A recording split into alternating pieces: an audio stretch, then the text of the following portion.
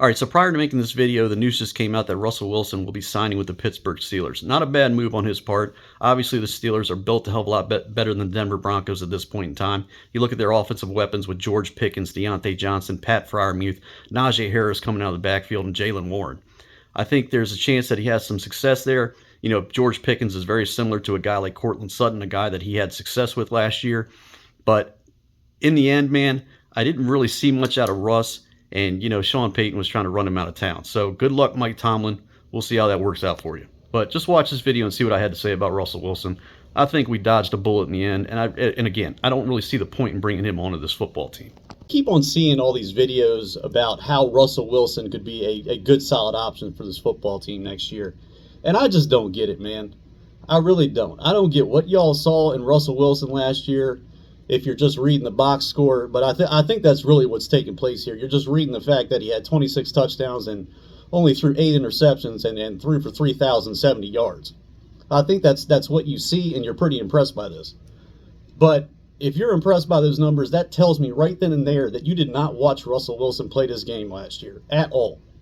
There was nothing good about his game. And nobody's going to sit there and tell me that Russell Wilson's touchdown numbers weren't over-exaggerated. Because, you know, yeah, he had 26 touchdowns. But let me tell you something. Most of the drives that the Denver Broncos had, the success that they had was through the running game. And that's how they drove the ball down the field. And then Russ would clean up. He would vulture the touchdown at the end by throwing a touchdown inside the 10, inside the 5. A short, low-yardage target that ended up going for a touchdown pass. And that's how he ended up with 26 touchdowns. And like I said in my last video, every single game, there was a ball that Russell Wilson threw to Courtland Sutton that went for at least 40, from anywhere from 40 to 60 yards, that inflated his stats, that Courtland Sutton just bailed him out on. This happened continuously, week in and week out.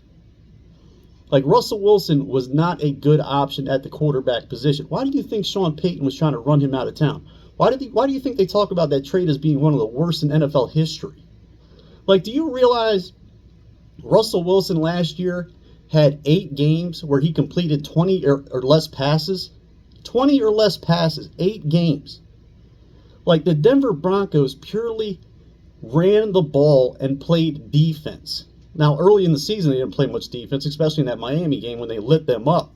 But that's what that team did. They relied on the running game between Javonte Williams, Samaje Perine, and Jaleel McLaughlin. Sean Payton did not want to put the ball in Russell Wilson's hands because he did not trust him. I mean, hell, Russell Wilson by himself had like 7 or 8 games where he had like six rushing attempts. So that team was probably averaging pretty close to 30 rushing attempts a game. That's how much they leaned on the running game. So if you're going to come out here and tell me Russell Wilson is a good, solid option for this football team, I think you're out of your mind. Out of your mind. Just because we can bring him in for the veteran minimum? Like, really? Like, again, what are you trying to accomplish with this football team by bringing in a guy like Russell Wilson? This will not be a playoff team. This will not be a competitive football team. And if they are, it's by complete blind luck. Let's be real here.